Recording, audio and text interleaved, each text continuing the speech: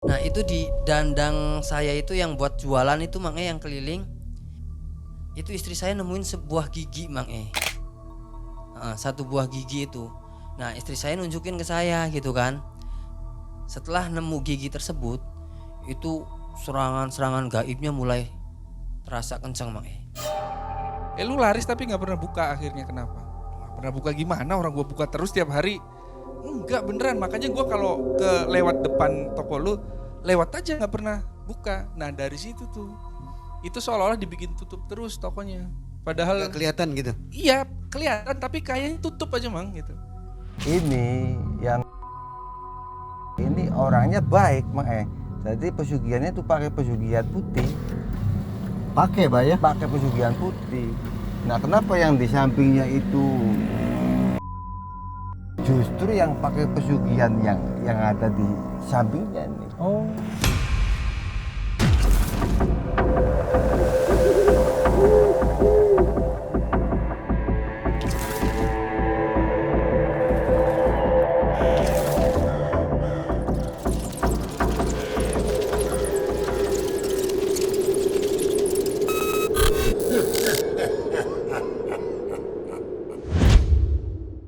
Assalamualaikum warahmatullahi wabarakatuh. Waalaikumsalam warahmatullahi wabarakatuh. Sobat Malam Mencekam dimanapun sobat berada. Senang sekali malam hari ini Mang Ai dan tim hadir kembali dalam format yang berbeda. Hari ini ada obrol-obrolan yang luar biasa. Kok banyak banget ada orangnya? Ada 3 orang, narsumnya sekaligus 3. Mungkin pertanyaannya begitu ya? Bukan, jadi hari ini adalah MMC Malam Mencekam Club dan segmennya adalah Jimat ya. Jejak investigasi mistis dan keramat. Sobat di depan kita ada 3 orang nih, sudah dikenal semua mungkin ya.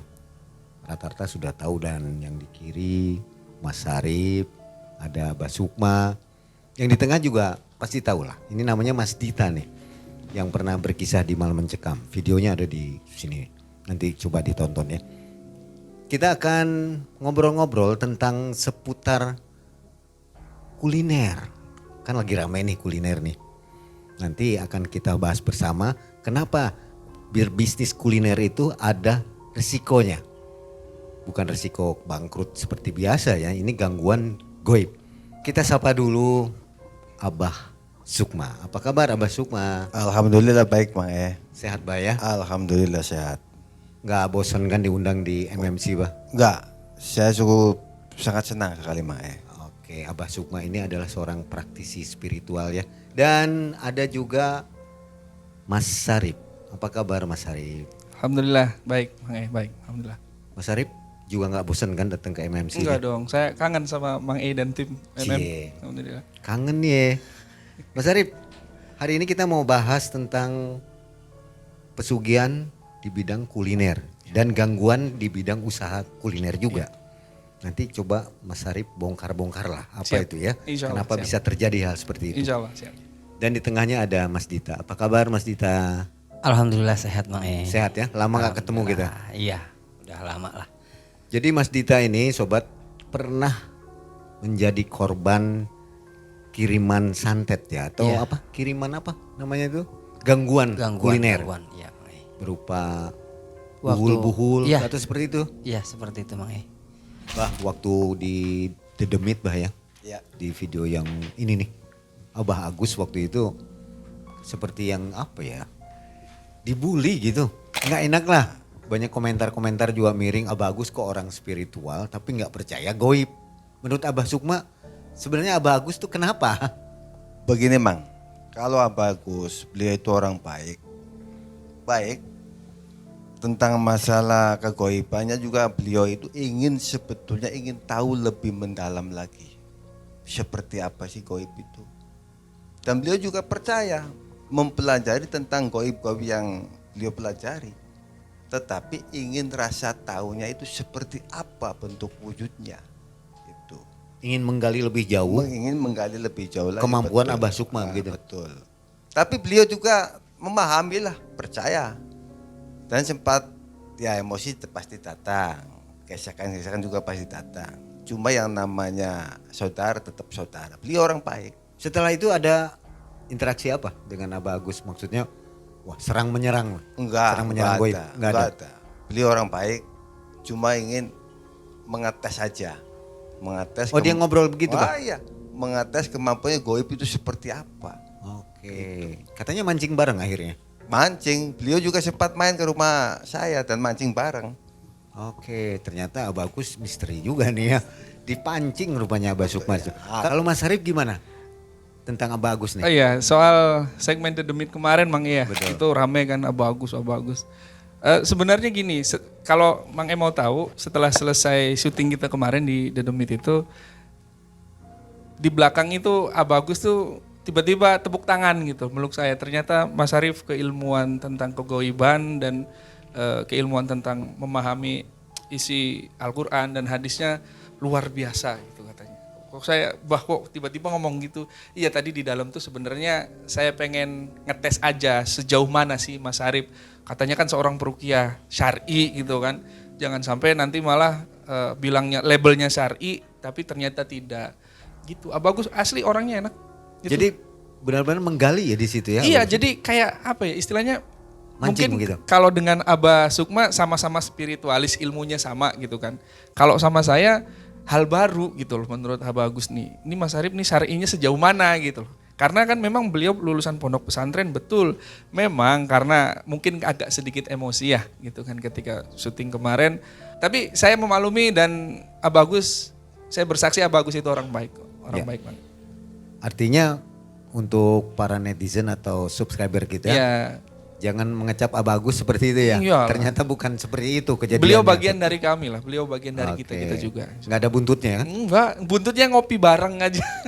Banyak yang bertanya ini ada buntutnya pasti di belakangan. Ngopi bareng aja buntutnya. Oke, nah Sobat Malam Mencekam yang istilahnya menilai minus ke Abah Agus sebenarnya tidak seperti itu kejadiannya. Ternyata Abah Agus itu lebih ke arah mengetes, menggali Menggali. Abah Sukma dan Mas Harif Betul, ya. betul. Sejauh apa ilmunya, Iya, begitu lah kira-kira ya. Betul. Oke baik.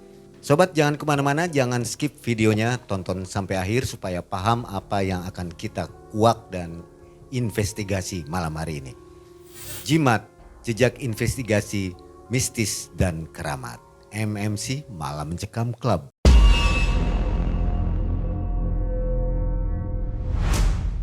Kisah panjangnya seperti apa Mas Dita? Memang videonya ada ya di sini, cuman penonton yang sekarang mungkin ingin lebih tahu. Waktu itu Mas Dita sebagai tukang bakso ya? Ya benar. Tolong ceritain lah. Oke jadi gini. Pas waktu tahun 2016 itu saya mulai merintis usaha Mang dari nol. Nah usaha saya itu awalnya mulai dari bakso bakar. Nah berhasil berkembang saya jualan langsung ke pakai bakso yang pakai kuah. Nah setelah itu usaha saya mulai berkembang, saya pindah. Dari yang awalnya dari rumah saya pindah ke tempat lain, itu ke rumah kontrakan.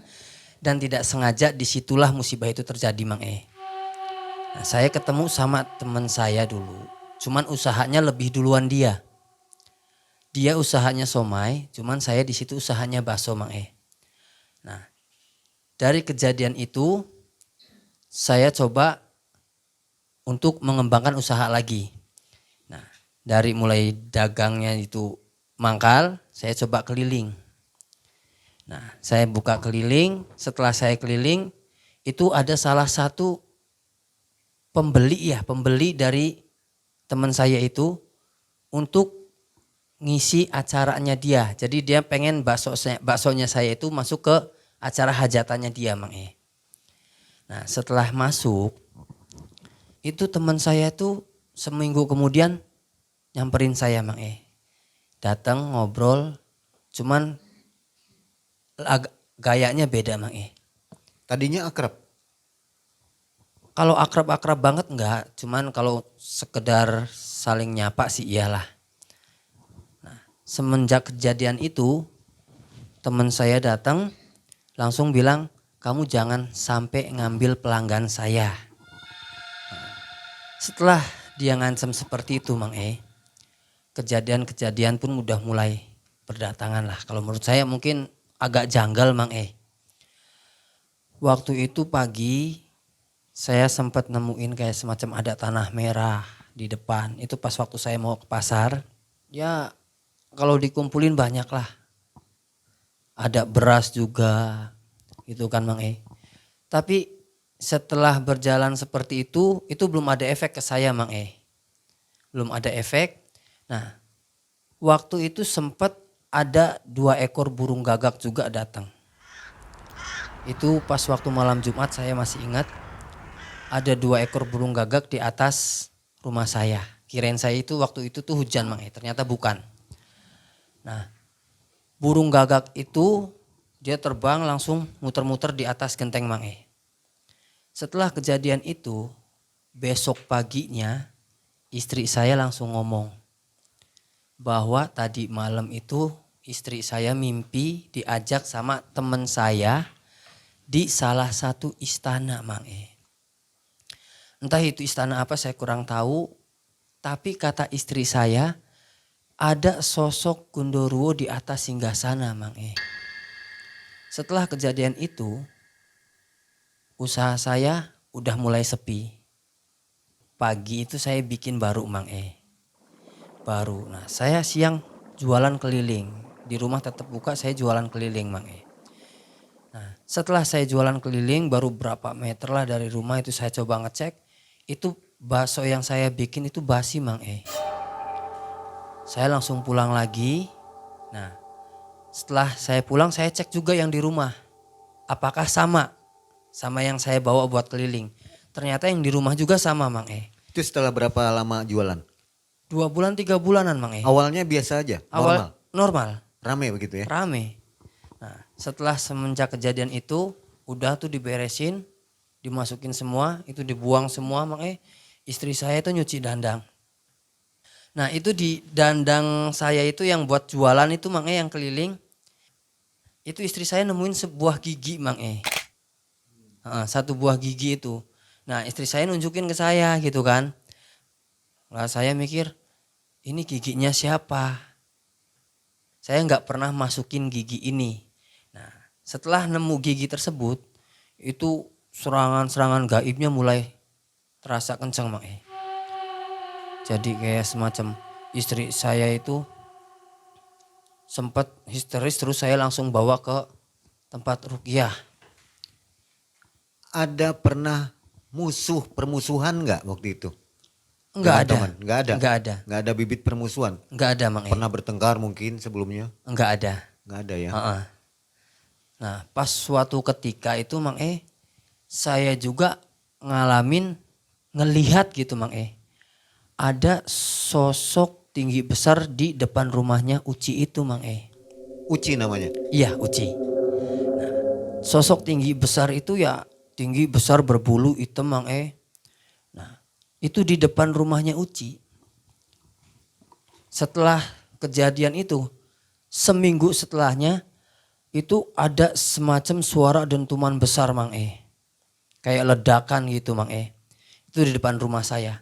Nah, pas saya lihat itu ada kayak semacam pohon mangga itu kebakaran Mang Padahal itu kejadiannya itu enggak ada apa-apa, enggak ada hujan, enggak ada petir, cuaca juga bagus, terang benderang, banyak bintang Mang Tapi di situ pohon mangga kebakaran Mang Setelah pohon mangga kebakaran, jam 3 subuh itu ada yang ngumumin di masjid bahwa anaknya Uci itu meninggal Mang Meninggalnya juga nggak wajar Mang Sebelah tubuhnya dia itu gosong. Langsung setelah kematian anaknya itu usahanya makin berkembang Mang Sampai suatu ketika saya lagi duduk ngobrol, datang temen lah lagi lewat kisaran jam 12 malam. Itu saya lewat muter-muter keliling lah. Ada sosok bayangan di belakang rumahnya Uci. Nah itu saya muter Mang sama teman saya tuh. Nah, cuman di belakang rumah itu tuh kan masih kebun Mang Masih kebun. Jadi saya itu nggak terlalu dekat. Jarak kisaran 20 meter 30 meteran. Cuman sosoknya itu jelas Mang Mas Dita lihat?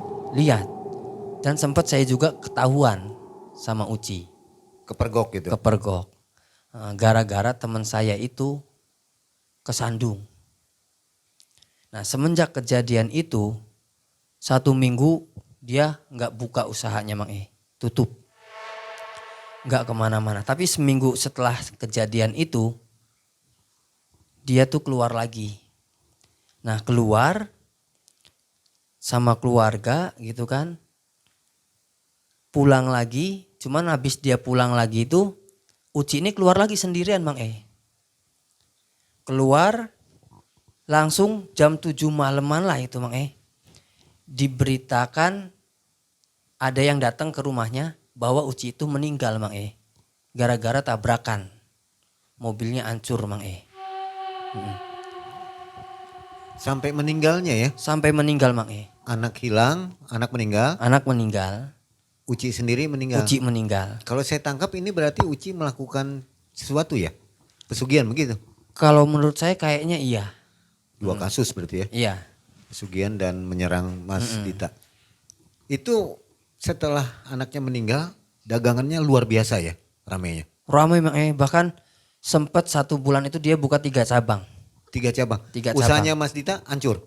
Hancur Mang Selama 1 bulanan itu modal kebuang. 1 minggu ya 2 jutaan lebih Mang Sampai saya tutup. Bangkrut ya? Nah sobat, untuk kisah panjangnya silahkan nonton ini videonya. Setelah nonton ini nanti nonton kisah Mas Dita ya. Saya mau nanya dulu nih ke Abah Sukma. Bah, Ya Mang betul nggak kejadian Mas Dita ini disebabkan oleh gangguan goib atau istilahnya dihancurkan usahanya dengan cara goib? Betul. Gimana menurut? Betul apa yang dikatakan Mas Dita itu tentang goib itu betul. Mas Dita itu saya mau mengocek pengirutan dulu nih. Sebab Mas Dita itu kena aji pengirutan. Pengerutan namanya Pengirutan. Itu ada 3 benda ya Mas Dita ya. Iya. Nah, Ada tanah sama Beras sama gigi. Sama gigi. Iya. Kalau Mas Dita itu kena aji pengirutan itu sengaja mau dihancurkan. Itu tanah itu untuk menghancurkan otak pikirannya supaya tidak bisa berkembang. Jadi seolah-olah Mas Dita itu mau dibikin mati. Mati dalam pemikirannya, dalam usahanya. Dan sampai masuk ke beras tadi Mas Dita ya. Iya, betul. Nah beras itu untuk menghancurkan dari segi ekonominya. Nah setelah beras baru ada burung. Nah burung gagak tadi ya. Iya, ada 2. Nah, burung gagak itu sengaja sudah dihancurkan dari segala pikirannya sampai ekonominya. Mau diambil jasadnya, rohnya juga. Jadi sengaja mau dihancurkan sehancur-hancurnya oleh orang pesaing Mas Dita. Nah itu. Nah dari yang pernah Mas Dita ceritakan, kenapa sih orang itu bisa meninggal dari anaknya sampai dirinya sendiri? Itulah pengirutan.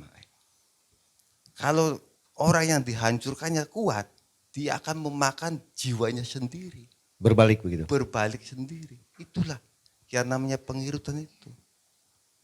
Bisa dikirut nyawanya, bisa dikirut rezekinya, bisa dikirut hal-hal yang mengenai Mas Dita, bisa.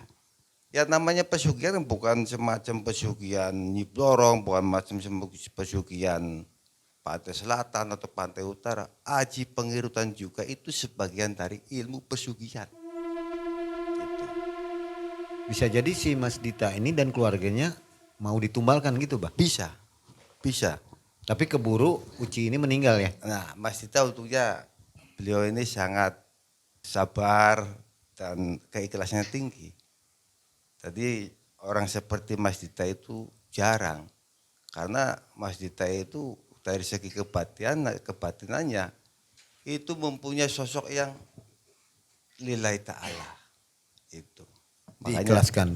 Iya, makanya sampai sekarang Mas Dita Selamat dikasih keselamatan karena berkat keyakinannya beliau sendiri. Mas Dita nggak coba ke Pak Ustadz atau siapapun itu untuk melawan balik begitu? Enggak Mang Sempet cuman bawa istri aja untuk ruqyah. Oke. Ruqyah ya? Iya. Kebetulan ya ada Mas Arif nih. Gimana Pak Ruqyah? Ini kisah dari Mas Dita. Nyata loh ini. Iya. Oke, baik. Sebenarnya ada beberapa poin yang saya tangkap gitu dari kisahnya Mas Dita. Karena memang saya juga nonton waktu itu kisahnya Mas Dita itu kan. Poin yang pertama adalah apakah pesaing bisnisnya Mas Dita itu melakukan ilmu menyerang atau pesugihan? Kalau dari cerita yang saya ambil dan saya lihat di video di itu, ya betul. Kenapa? Karena ada beberapa faktor yang memang sudah terpenuhi untuk mengklasifikasikan Uci ya. Mas Uci itu melakukan hal-hal yang disangkakan oleh Abah Sukma tadi. Mungkin kalau Abah Sukma statementnya aji pengirutan. Kalau menurut perspektif saya sebagai perukiah dan bergelut di bidang seperti itu, poin yang pertama adalah kenapa Mas Dita diberikan tanah, beras gitu, dan di depan rumahnya itu ya. Iya betul. Sebenarnya sihir yang seperti itu adalah sihir-sihir yang mempengaruhi atau menghancurkan mentalnya Mas Dita. Kenapa? Karena hal-hal yang demikian itu pernah dilakukan zaman dulu, ketika zaman Nabi Musa alaihissalam. Nah, zaman Nabi Musa alaihissalam ketika berhadapan dengan Fir'aun, mungkin Mange tahu ya, Fir'aun itu kan nyuruh penyihir ketika melempar tali, dia menjadi ular talinya. Ketika itu Nabi Musa takut, Mang. Ketika si penyihir itu menjadikan tongkat itu sebagai ular, Nabi Musa itu takut dan itu adalah sisi manusiawinya seorang manusia. Dibikin drop dulu, dibikin down dulu sekelas Nabi gitu kan. Tapi kemudian Allah berfirman, wahai Musa engkau lebih tinggi daripada mereka. Jadi apa yang dilakukan oleh Mas Uci ya tadi ya, itu dengan meneror supaya psikisnya tuh kena dulu. Dan biasanya orang-orang yang terkena sihir, santet gitu kan, yang pertama diserang itu psikisnya dulu, Mang. Dibikin stres dulu. Jadi dilemparlah tanah, dilemparlah beras atau kembang atau apa. Sebenarnya secara korelasi itu tidak berhubungan dengan inti dari sihirnya. Itu yang pertama. Terus yang kedua, nemu gigi Mas ya, Iya, betul, di dalam gigi. dandang itu. Nah, point of view-nya atau POV-nya itu di gigi itu, Mang. Kenapa saya bilang POV-nya di situ? Karena gigi itulah yang menjadi ikatan ataupun kalau bahasa penyihirnya atau bahasa tukang sihirnya itu bisa disebut dengan buhul yang dikirimkan. Makanya kan efeknya jualannya Mas Dita yang baru dibikin pagi siangnya udah basi gitu kan. Nah, ketika gigi itu ditemukan biasanya mah ada dampaknya nggak waktu ke istrinya ketika gigi itu ditemukan? Ada. Apa itu? Sering histeris aja. Nah, Hah? bedanya buhul ketika yang masih aktif nih Mang ya. Buhul yang masih aktif ketika dipegang itu akan berdampak langsung ke orang yang megang. Dalam hal ini adalah yang jadi target Mas Dita dan istrinya. Jadi yang pertama tadi meneror ya ataupun menekan psikis korban dalam hal ini Mas Dita dengan membuang tanah, beras. Terus yang kedua disimpan buhulnya di dalam dandang itu. Karena mungkin orang yang mentargetkan Mas Dita pun nggak kepikiran bahwa taruh di dandang aja kali ya, ini nggak akan ketemu gitu. Biasanya kan buhul itu taruh di tanah atau di depan rumahnya ataupun di tempat yang tidak bisa dijangkau. Tapi dalam hal ini buhulnya ditaruh di dandang supaya sengaja biar lebih ngedrop lagi, lebih ngedon lagi psikisnya. Orang kalau psikisnya udah kena, jangankan sihir Mang, penyakit flu aja cepat masuk. Itu. Nah yang terakhir yang ketiga, kenapa timbul ledakan gitu loh? Yang di pohon mangga itu nyerang ya. Benar. Sebenarnya mungkin teman-teman viewer ataupun teman-teman subscriber Malam Mencekam pernah punya pengalaman, saya rumahnya tiba-tiba kayak ada petasan di atas gitu kan, cedar gitu. Itu sihir betul, sihir. Tapi sihir yang sudah netral Mang, kalau mau tahu. Nah kasusnya Mas Dita, alhamdulillahnya itu nabrak pohon mangga. Netral. Sampai terbakar tuh. Iya, sampai terbakar. Jadi prinsip sihir itu panas, Bang. Karena zat yang dia bawa, penciptaannya bangsa jin itu kan dari api. Jin ketika membawa sihir, efeknya itu panas. Untungnya Mas Dita ini salah satu orang yang low profile itu kita nanti bicaranya ke kimia ya. Karena ada korelasinya sihir dan beberapa unsur-unsur kimia. Mas Dita ini orangnya low profile jadi lebih lebih legowo, lebih nggak mau ambil pusing ya, lebih lillahi ta'ala. Beda cerita kalau Mas Ditanya nantangin gitu, woi saya berani. Itu bukan tanah sifatnya, tapi sifat api. Api ketemu api, kemungkinan bisa masuk gitu loh. Tapi dalam hal ini Mas Dita lebih low, lebih pasrah kepada Allah dan nggak mau ambil pusing. Akhirnya sihir yang dikirimkan oleh Mas Uci tadi netral, kemudian nembak ke keluarganya. Gitu. Oke, jadi memang benar ya si Uci ini nih, Mas Uci ini memang dengki dengan Bisa jadi seperti itu, Bang. Bisa jadi. sampai segitunya ya, luar biasa ya. Iya, betul kata Abah Sukma tadi karena sifat rakus, Bah ya. Sifat rakus manusia. Betul. Untungnya Mas Dita dan keluarga masih selamat ya Low, tadi. ya. Low profile Oke. banget.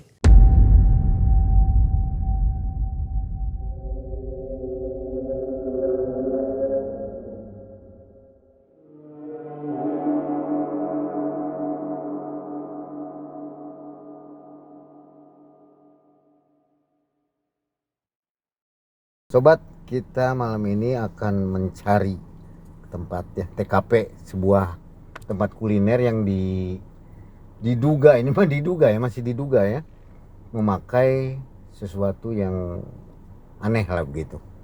Di belakang saya ada Mas Sarip, Mas Ya. Dita dan Abah Sukma ya. Ya. Kita coba nih.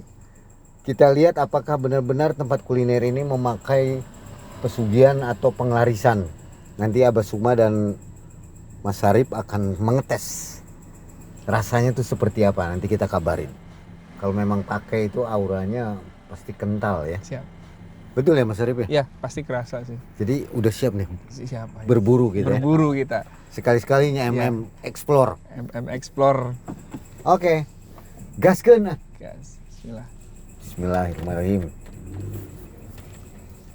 Abah Sukma, Ya, memang kalau kita ada tujuan ke tempat apa namanya, tempat goib gitu ya, anggaplah sekarang ke tempat makan nih, tujuan kita pengen tahu, emang kerasa ya Pak ya? kerasa. Itu goibnya udah tahun duluan, Mak. Oh gitu ya? Ya. Jadi kayak antisipasi gitu? Iya, betul. Jadi kalau kita menuju sesuatu tempat yang kita tuju, yang kita rencanakan, dari situ goibnya itu sudah terasa. Nah, entah itu goib dari jalur langit atau jalur darat, bisa dikatakan hitam dan putihnya, tetap kerasa.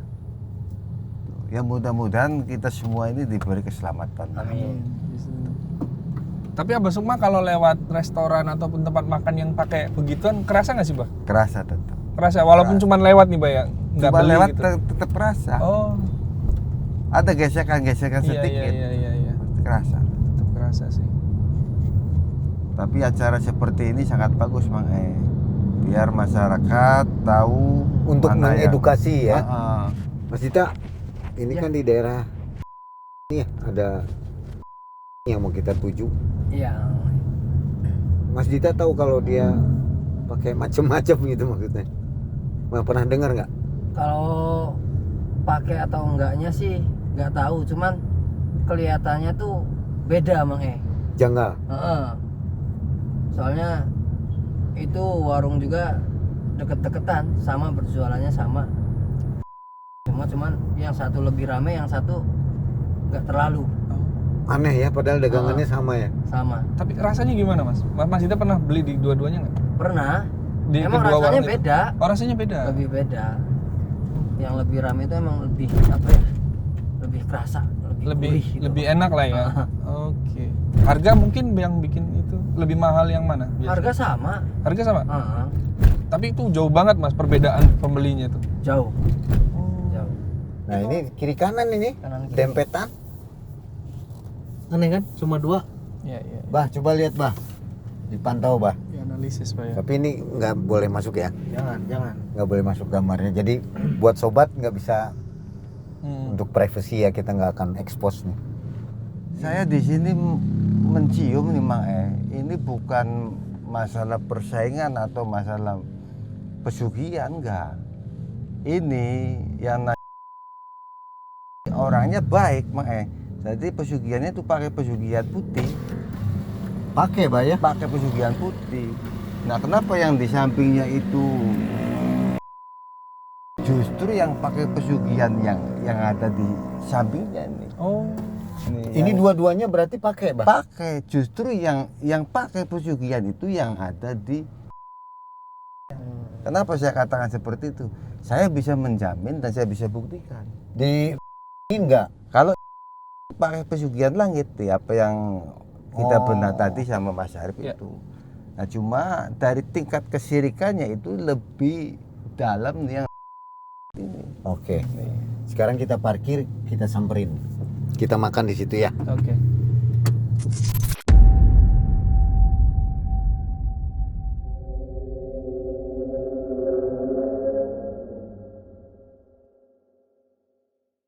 Kalau Mas Arif sendiri makan, kalau ada sesuatunya seperti apa rasanya?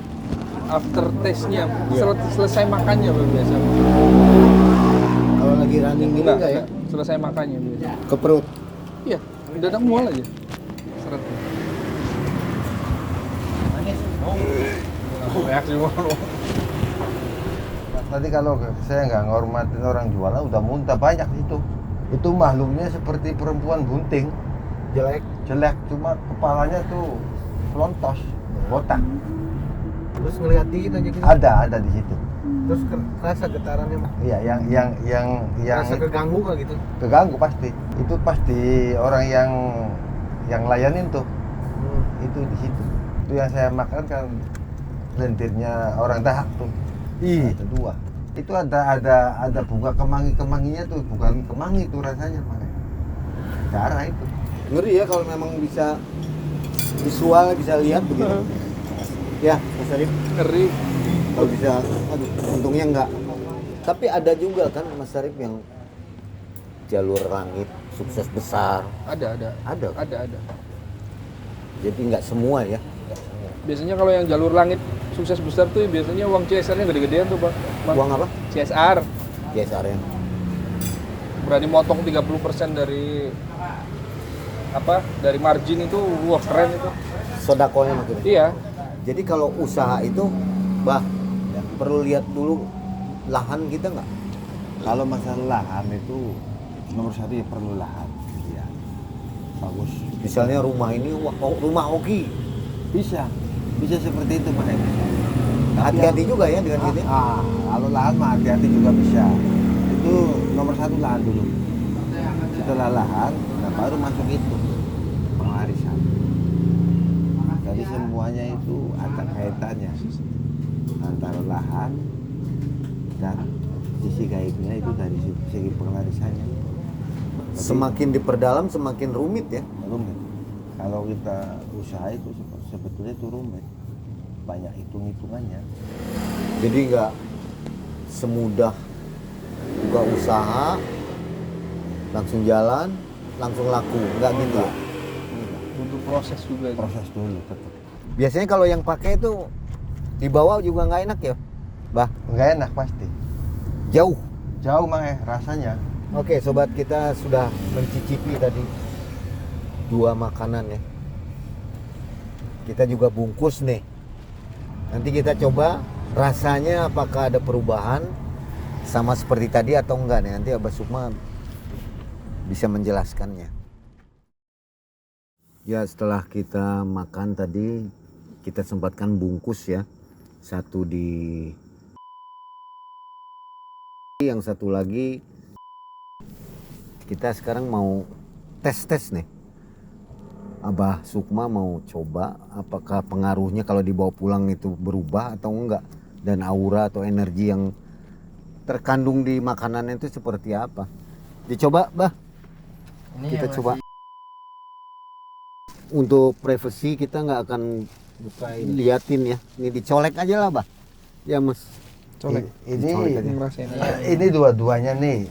Nih, makanya yang saya lihat ini dari aura keduanya itu ada yang warnanya hitam ini pucat. Itu Apa? pucat itu kalau diraba itu terasa dingin. Jadi kalau dingin itu menandakan bahwa makhluk astral yang untuk pelarisan itu sudah tercampur di sini. Ya beda dengan warna yang ini. Kalau yang ini warnanya hangat pasti. Coba dipegang dan dirasakan. Normal. Normal. Ini hangat. Seperti nasi layaknya nasi normal aja. Dan Berarti aura nggak pakai apa-apa. enggak, dan auranya juga enak dipandang, bukan karena warnanya hitam dan putih, enggak. Ini beda, ini agak kan aura positifnya itu sangat tinggi, dan ini aura negatifnya itu sangat tinggi sekali. Jadi negatifnya ini sangat tinggi, nggak ada aura-aura positifnya. Sudah Dan dicicipi, Pak? kalau dicicipin tadi saya pernah makan di situ, Coba bedanya apa, Pak? bedanya itu sangat, efeknya itu sangat nggak enak lah di mulut. Tadi kan saya sempat mual tuh, mual mau mengeluarkan itu, kalau nggak saya nggak menghormati orang jualnya udah muntah di situ makanya. Nah ini dari kedua warnanya udah beda. Nah itu pandangan dari saya, nah pandangan dari Mas Syarif, nanti Mas Syarif yang dibuka di sini peta sini Rasanya beda ya, Pak ya? beda, Dibawa dengan makan di sana. beda, udah jelas beda makanya. Ini rasanya kalau kita makan nih, seperti rasanya orang mati. Ini yang warna hitam nih. Rasanya seperti orang mati, nggak ada rasa apa-apa. Beda kalau yang ini udah pasti aromanya udah enak. Dan dimakannya juga udah enak. Ini 100% enak. Kalau ini seperti makan nasi mati. Orang yang baru meninggal tuh, bekas-bekas itunya dimakan seperti ini. Anyep. Kalau yang dari rumah kerasa nggak bang? Ini energinya. Kalau yang bisa gitu. Ada sedikit efeknya kalau makan yang dari penglaris itu, pening kepalanya, seperti darah naik tuh kalau orang-orang biasa, seperti pening aja Iya. seperti orang kena kolesterol tuh. Nah itu efeknya. Nah kalau kita nggak ditangani secara khusus, nah itu akan bercampur dengan darah kita. Kenapa bisa begitu? Jadi medis. Ya, ya. Karena yang dimakan itu lelendir atau kotoran-kotoran dari makhluk-makhluk yang sudah ada dalam perewangan itu. Ini. Coba dirasakan Mas Dita atau Mas Arif, mana yang hangat nih? Apakah ini? Coba dirasakan. Coba Dari segi dirasakan. hangat nasinya bang. Hangat nasinya. Padahal kita sama nih. Coba dirasakan.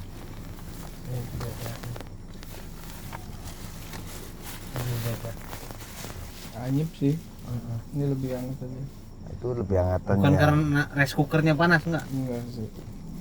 Emang tadi di resto enggak di wadah itu kan wadah apa namanya wadah kayak Boboko. baskom itu boboko lah. Ini lebih hangat. Tapi sebentar nih maaf nih, ini 2 hari ini ya kita emang jin tuh kampret emang ketika kita bahas ini sebelah tuh kadang rese ini. Kenapa sih? Kerasa nih beneran, ini kerasa beneran, kerasa sebelah. Ada apa? Ada ikut campur. Makanya saya tadi buka jendela kayak ada suara gitu kan, pas saya buka begitu. Jadi ketika kita lagi ngomongin mereka baper, lagi pada kepoin ke sini. Ngumpul ya? Iya, nggak apa-apa, masuk aja kalau mau. Masa suruh masuk? Nggak nimbrung ya gitu kan. Ya memang tabiatnya mereka gitu sih. Ketika kita bicara yang hal-hal seperti ini, mereka pasti ngerasa tersinggung ataupun ngerasa baper, dan bener gitu. Saya nggak bisa ngelihat ya, tapi saya bisa ngerasain gitu. Rasanya mencekam banget sebelah kiri ke belakang ini. Auranya udah beda. Auranya udah beda, anginnya juga beda. Mungkin Mang Ei bisa ngerasain sendiri di dalam mobil ya.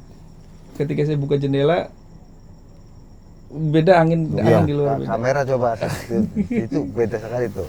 Dari sini saya nggak bercanda, ini beneran. Ini di sebelah ini nggak tahu. Nah, kalau mau ini nggak apa-apa.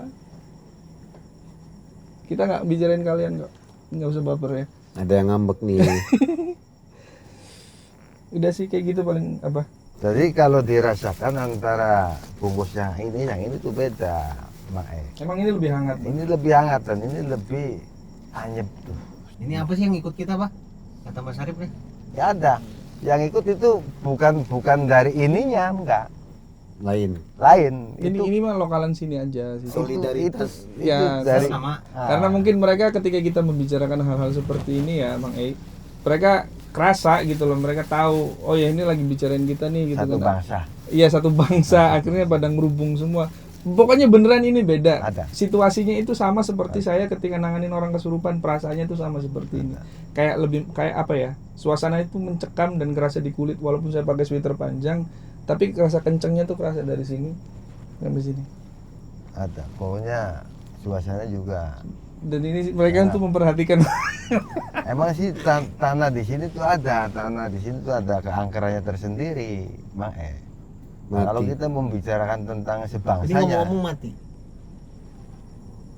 Mana ini? Lampunya mati sendiri. kalau kita Lampu jalan. kalau kita berbicara tentang sebangsanya, nah, dia itu akan menguping, dan akan mendengarkan apa yang kita bicarakan. Jadi ada interaksi kayaknya Pak ya. Ada, Ini mati lampunya. Lampu jalan Lampu mati. jalan. ada. Off ya. Oh ini nggak tahu.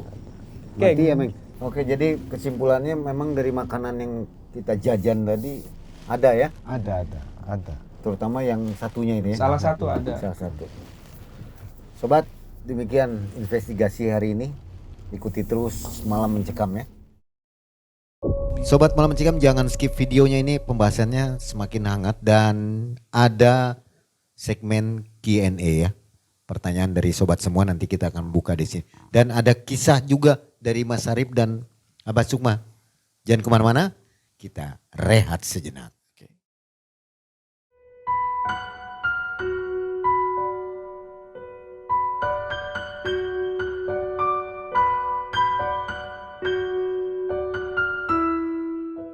Nah, Sobat Malam Mencekam, di segmen ini kita akan buka pertanyaan-pertanyaan ya.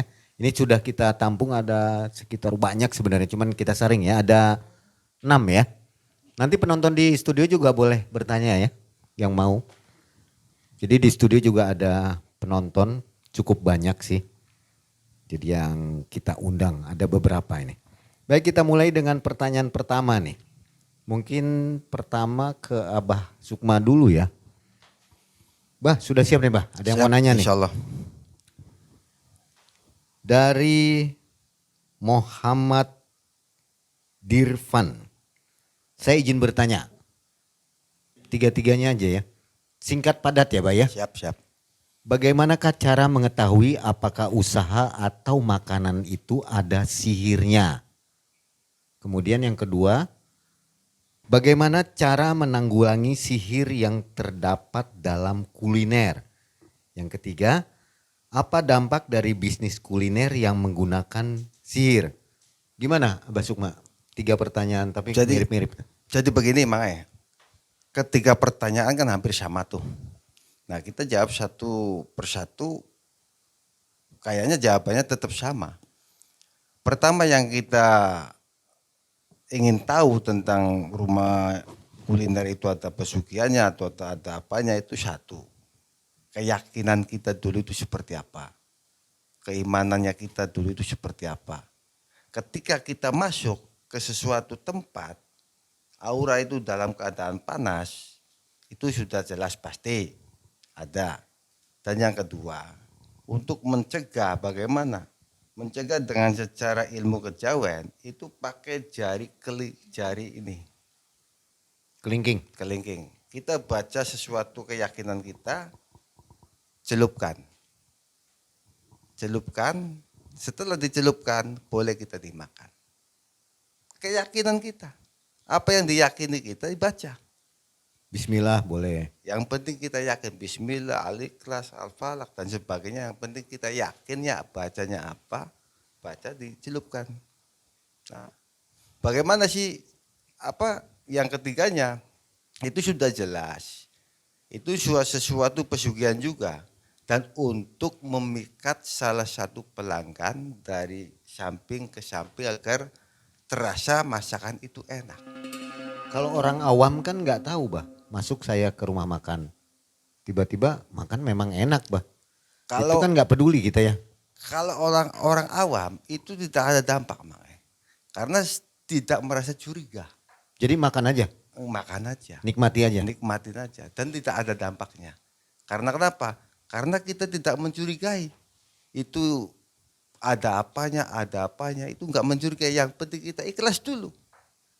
Oke. Jadi nggak ada dampak kecuali kalau kita curiga dan meyakini bahwa sesuatu tempat itu ada magicnya, ada penglarisnya, ada sebagainya, ya kita harus baca sesuai dengan keyakinan kita. Atau jangan jadi beli begitu ya.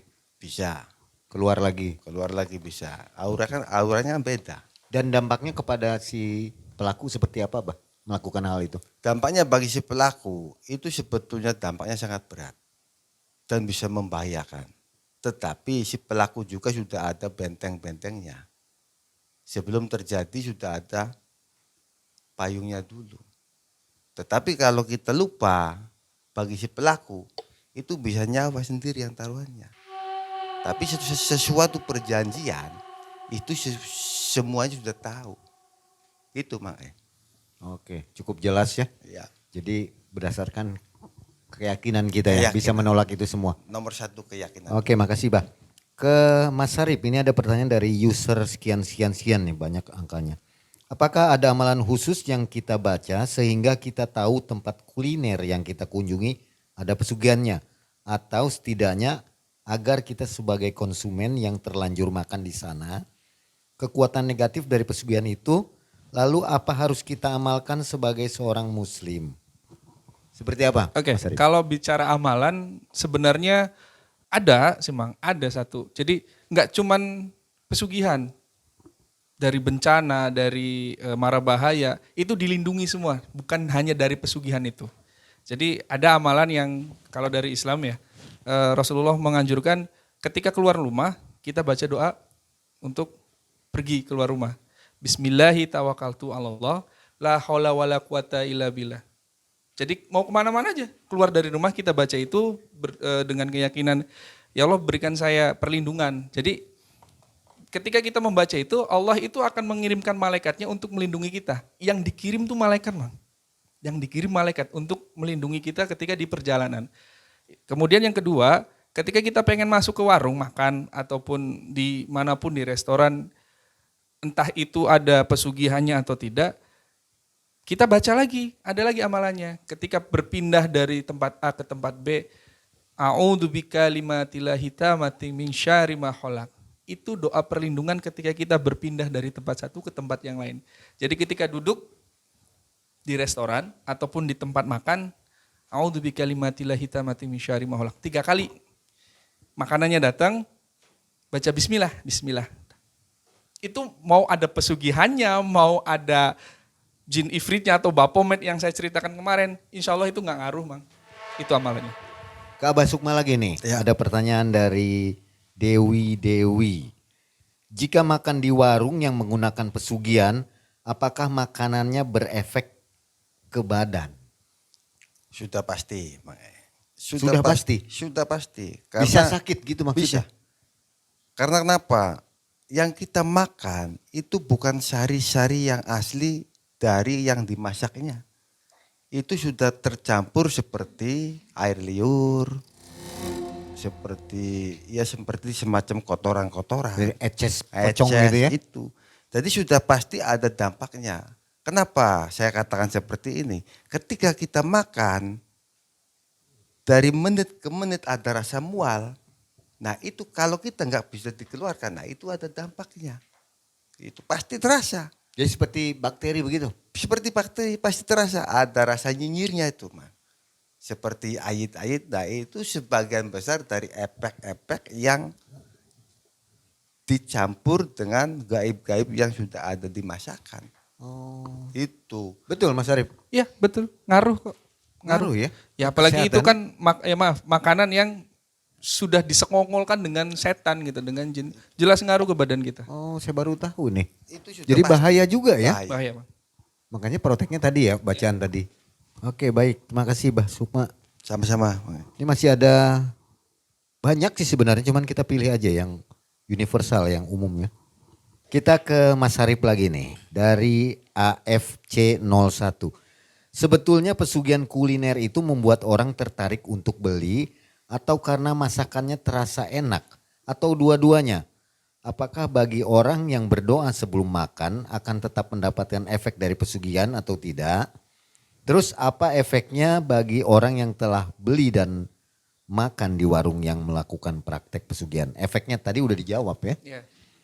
Oke, kalau yang seperti itu mungkin yang kedua tadi, yang statement yang kedua. Jadi orang itu sebenarnya yang dimainkan adalah feel, perasaan seseorang yang tadinya nggak mau beli jadi pengen beli, ngerubah itu sih.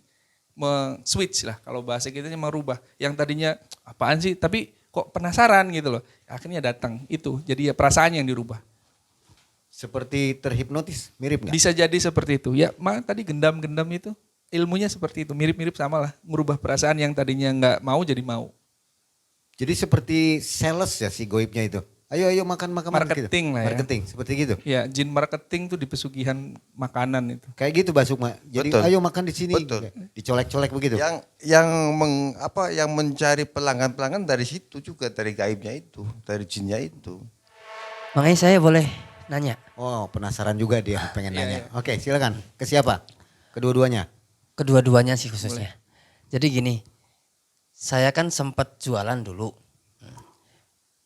Rasa ingin jualan buka usaha lagi itu ada. Nah, apakah misalkan kalau saya nanti jualan lagi, ini menurut pandangan Abah sama Mas Arif gimana nih ya? Apakah saya harus memakai penglaris ataukah hanya polosan aja gitu? Jadi begini Mas Dita, kalau kita mempunyai sesuatu rencana, nomor satu yang harus kita mantapkan dulu itu keyakinannya.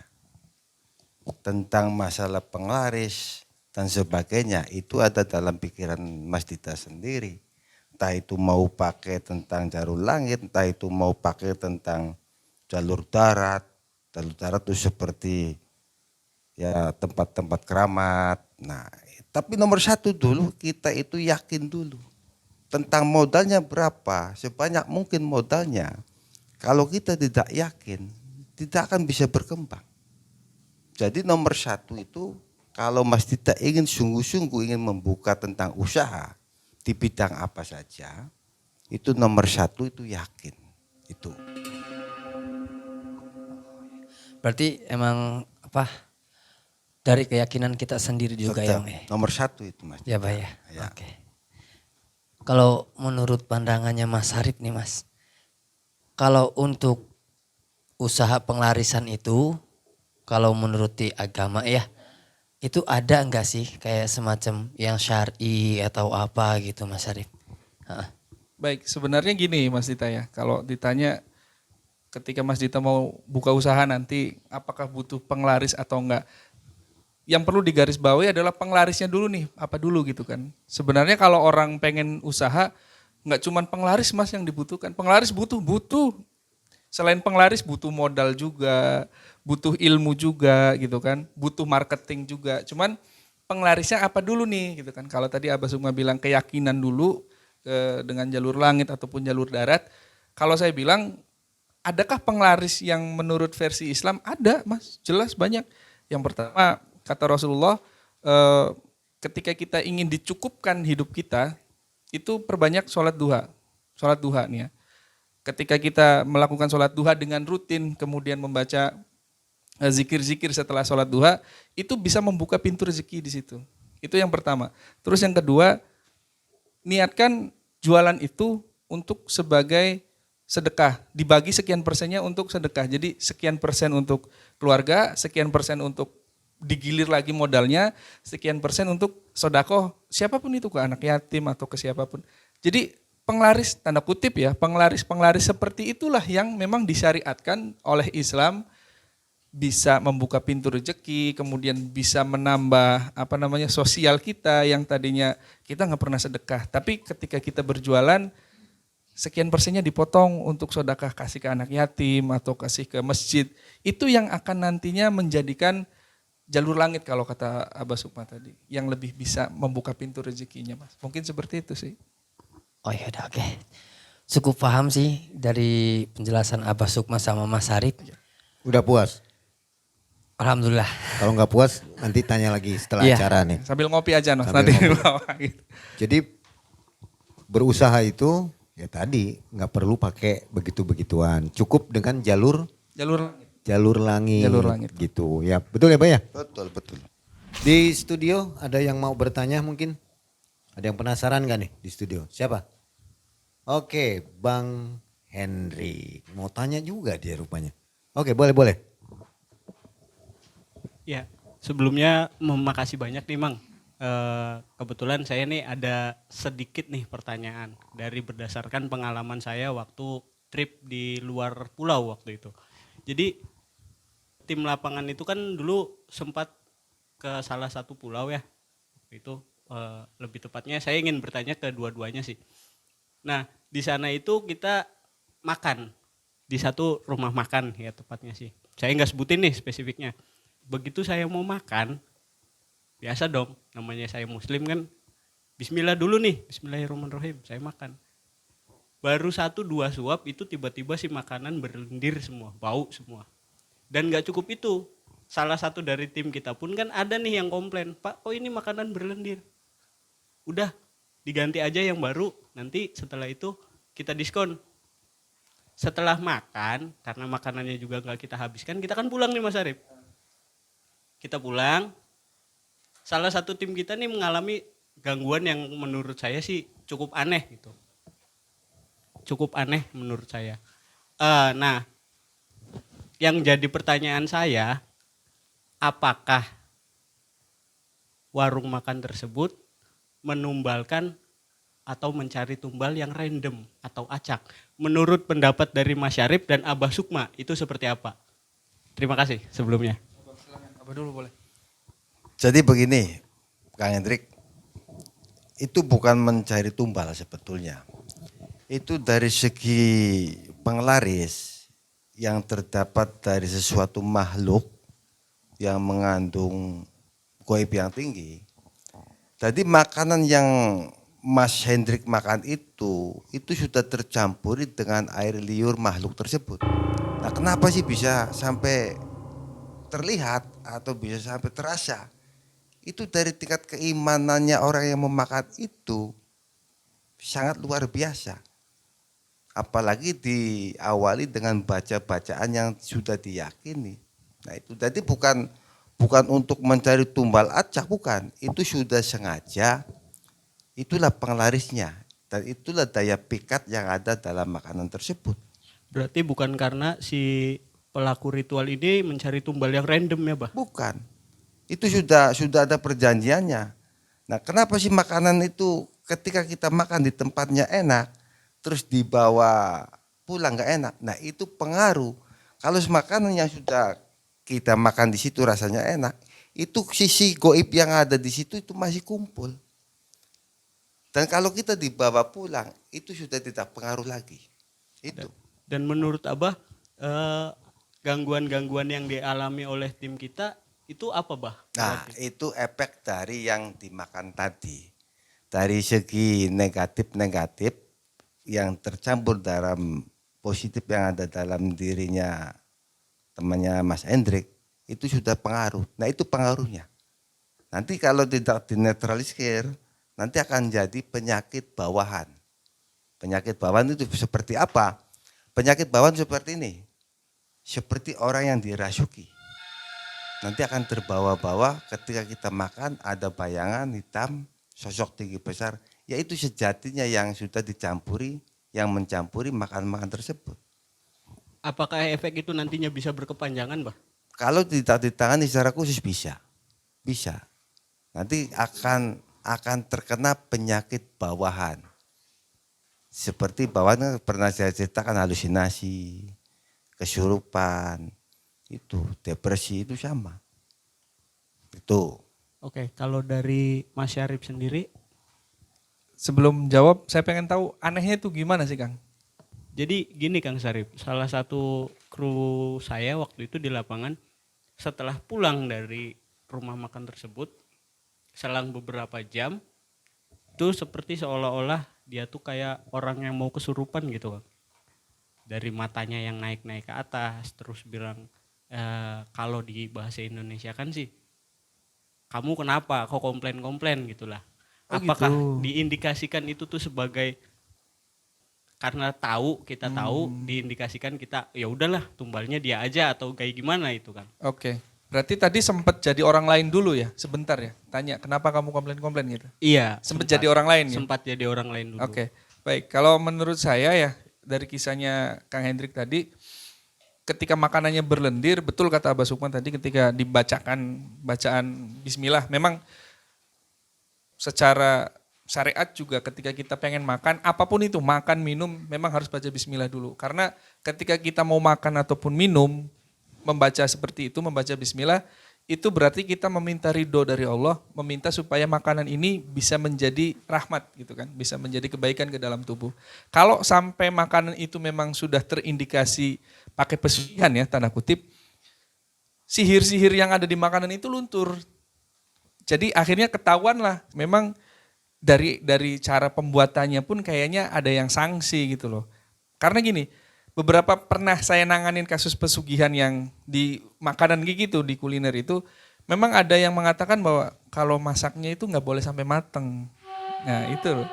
Jadi kalau pengen warung ataupun restoran yang menggunakan pesugihan, syaratnya adalah makanan itu nggak boleh sampai mateng, Mas. Ketika kalau mateng itu tanda kutip ya magic ataupun pesugihannya dia nggak bisa masuk gitu. Karena pesugihan itu mereka membuat supaya seolah-olah makanan ini baik, tapi padahal enggak. Orang makanan itu kalau enggak belum matang, itu kan enggak baik sebenarnya buat tubuh. Pun dengan ketika ditambahi dengan pesugihan. Jadi salah satu syaratnya dari orang yang pernah saya tanganin, itu ketika masak enggak boleh sampai matang, Mas. Dan menggunakan bahan-bahan yang low quality gitu kan, kualitas bawah. Mungkin bisa jadi ke situ. Terus yang kedua, apakah yang tadi yang bisa ditumbalkan temennya ataupun orang lain, kalau dari kisahnya Mang John ya, Mas John yang beliau sempat mau ditumbalkan ketika makan di salah satu rumah makan di tempat dia kerja, kalau menurut saya pribadi itu juga bisa.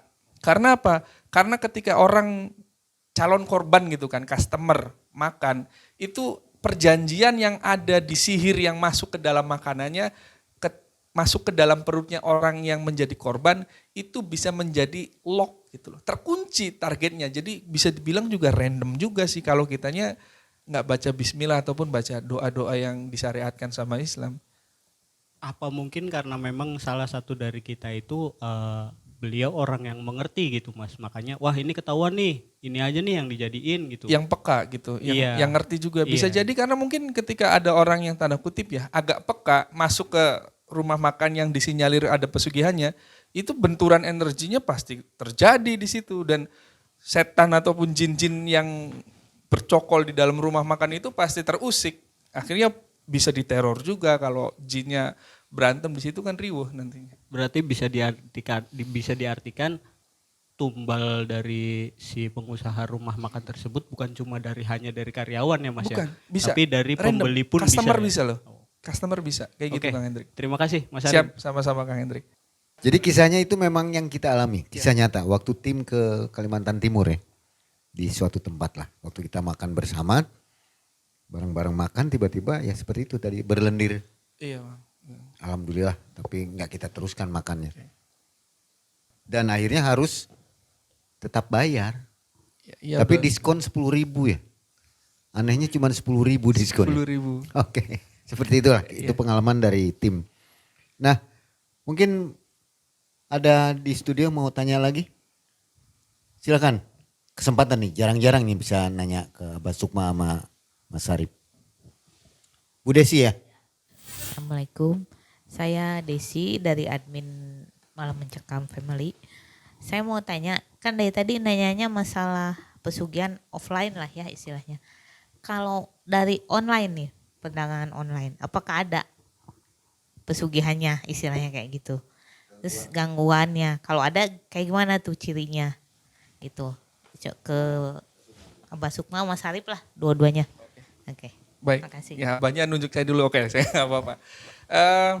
Terima kasih Teh Desi ya. Kalau ditanya tadi pesugihan secara online ya, ada apa enggak? Sebenarnya konsep pesugihan itu tadi balik lagi. Pesugihan itu bukan cuman sekedar merubah makanan yang tadinya jelek jadi bagus, kemudian makanan yang enggak enak jadi enak. Enggak cuman di situ ya Teh ya. Tapi skupnya itu besar, kayak merubah feel seseorang atau perasaan seseorang yang tadinya nggak mau beli jadi beli, kemudian bisa ngerubah sudut pandang seseorang yang ih barangnya jelek, tapi ketika ada tanda kutip pesugihan itu, ih jadi bagus gitu kan. Bisa nggak korelasinya ke online? Bisa, bisa juga. Karena memang saya sendiri belum pernah menangani pelaku pesugihan online ya, belum.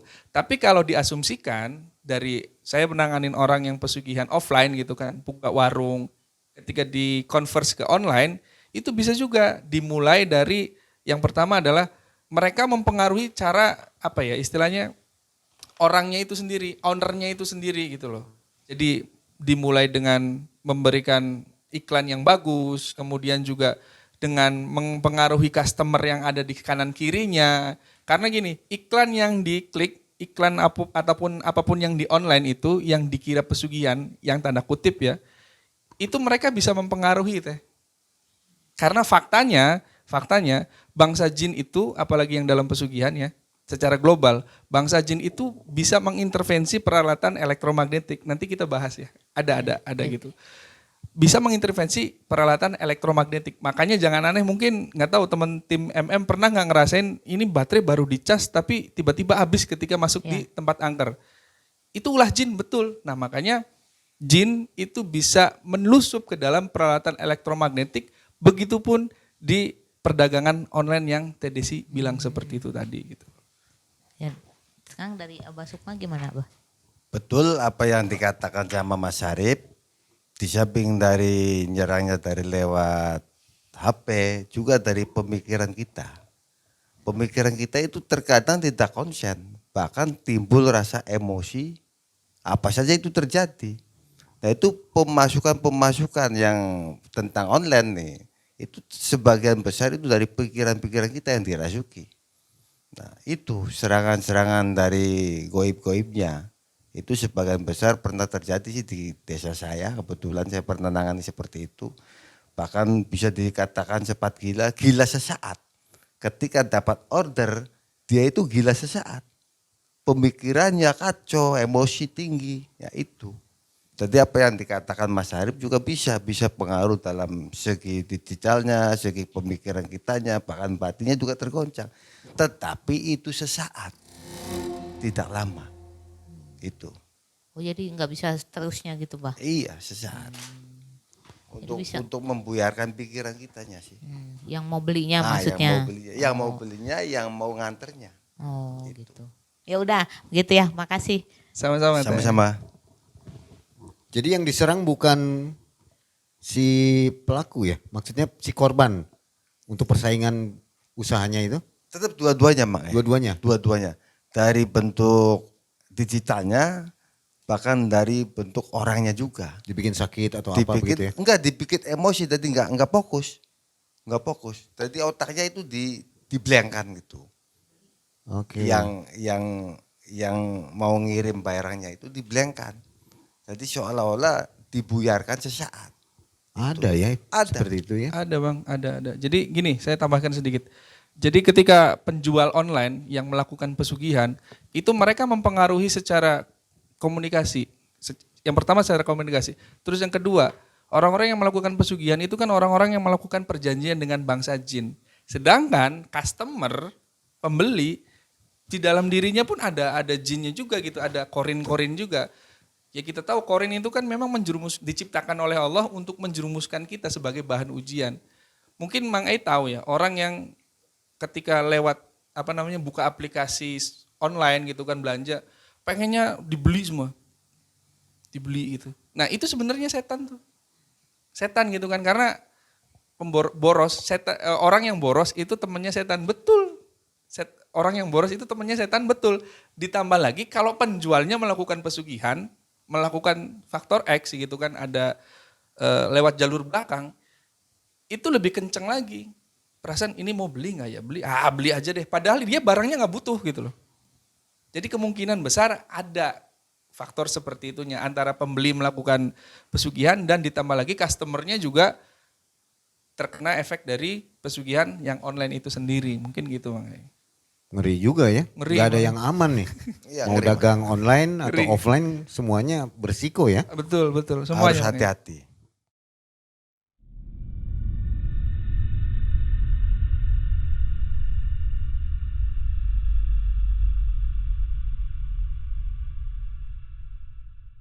Mbak Suma punya pengalaman pasien begitu? Ada, Yang melakukan pesugihan diputus Ada. janjiannya. ada. Kuliner ya khususnya Mbak? Iya, ini tentang kuliner. Ada waktu tahun 2010 itu di wilayah Pantura, Indramayu, apa pernah pembersihan rumah makan. Kebetulan rumah makan itu terkena efek dari guna-guna santet piring sedapur.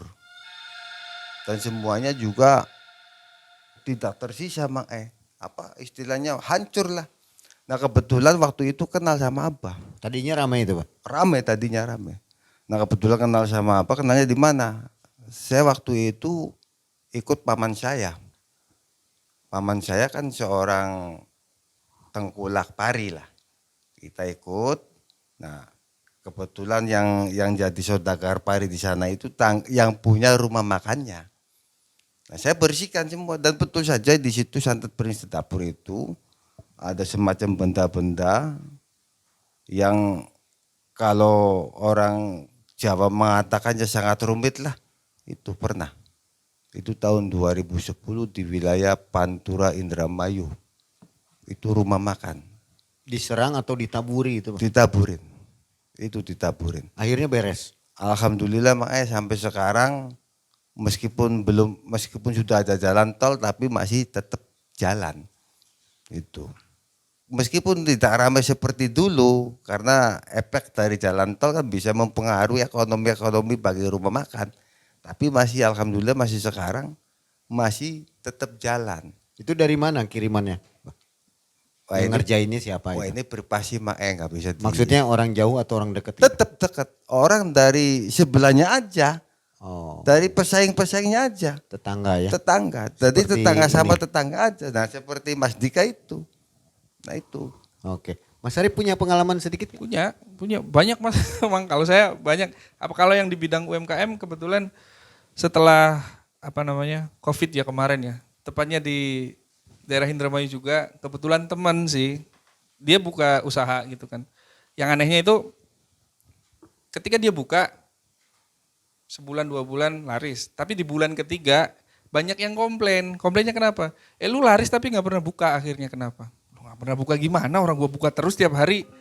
Enggak beneran. Makanya gua kalau lewat depan toko lu lewat aja nggak pernah buka. Nah dari situ tuh ngobrol, trip nih gimana? Cerita gini. Seperti kisahnya Mas Dita tadi. Kalau Mas Dita kan dibikin basi makanannya. Tapi kalau teman saya itu seolah-olah dibikin tutup terus tokonya. Padahal Nggak kelihatan gitu? iya kelihatan tapi kayaknya tutup aja Mang gitu. Berapa hari gitu pelanggan banyak yang komplain.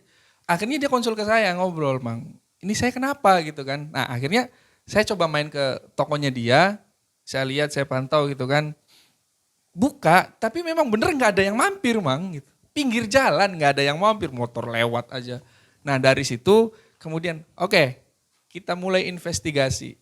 Dan ternyata ketika di malam kedua saya nongkrong di situ, tutup nih kan tutupnya jam 11 Mang. Saya tongkrongin di situ sampai jam 2. Ada yang iseng ternyata Mang di situ. Isengnya gini, ada ya 2 orang lah pakai motor lewat depan tokonya. Dia buang air di situ. Saya ngumpet kan sama teman saya yang punya toko ini. Tuh, siapa tuh? Nggak tahu pakai helm, buang air, buat di depan. Oke, saya tahu Mang, maksudnya saya tahu salah satu ciri jenis sihir yang disiram itu memang aktivasinya adalah dengan menyiramkan air di depan toko ataupun rumah targetnya. Disiram, itu digimanain tuh? Udah liatin aja dulu. Ke-1, kedua, malam ketiga itu orang itu tetap konsisten nyiram dan efeknya itu ke istrinya. Istrinya ketika saya datang belum diapa-apain langsung muntah. Belum, padahal saya nggak niat ngeruqyah itu, niat main doang. Niat main kemudian, Mas kok saya mual-mual ya. Akhirnya muntah, kan saya tahu Mang, muntahnya orang masuk angin sama muntahnya orang kena gangguan itu saya tahu. Akhirnya sekalian aja diruqyah di situ kan. ketika pas di ruqyah ya barulah keluar semua. Jadi ternyata ada beberapa pesaing yang sama minuman seperti itu kalah saing. Dan salah satu jenis sihirnya adalah jenis sihir yang disiram. Ketika air itu diinjak oleh teman saya dan oleh istrinya, aktif sihirnya dan menjadikan toko itu seolah-olah tertutup padahal enggak. Nah terus besoknya gimana? Saya bikin air ruqyah 1 blong gede, saya kasih daun bidara, kasih garam, saya bikin ruqyah, saya suruh ngepel itu tokonya dan bekas air siraman semalamnya saya tumpahin lagi, saya tumpangin. 2 harinya alhamdulillah buka akhirnya rame lagi. Oke, nah Mas Dita masih khawatir trauma nggak mau dagang lagi? Masih trauma, cuman sempet sekarang mah ada pemikiran pengen jualan. Pengen Mulai usaha lagi ya? heeh. Setelah acara ini nih ya? Iya, dapat pemasukan yang positif lah Mang Alhamdulillah. Nah Sobat Malam Mencekam, sebelum berakhir, Mang Ai punya oleh-oleh sedikit nih. Dalam setiap derap langkahmu, wahai para pedagang, terukir semangat yang tak pernah pudar. Di bawah naungan langit, rejeki mengalir dari tangan Allah Ta'ala yang maha pemurah. Tetaplah berusaha dan berharap, karena setiap keringatmu adalah doa yang terbang menuju keagungannya, menjemput keberkahan yang tak terhingga.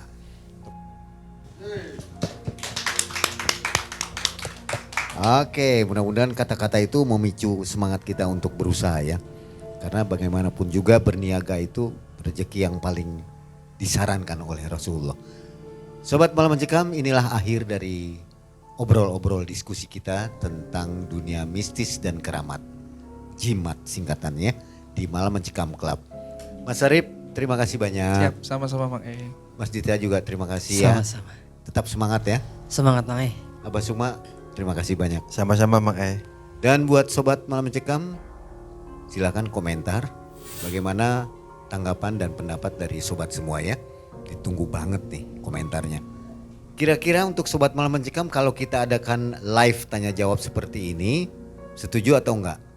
Komen lagi di bawah ya. Terima kasih banyak, sampai jumpa di MMC berikutnya dan di video-video Malam Mencekam berikutnya. Akhir kata, Mang Ai dan tim undur diri. Assalamualaikum warahmatullahi wabarakatuh. Waalaikumsalam warahmatullahi Waalaikumsalam wabarakatuh. warahmatullahi wabarakatuh.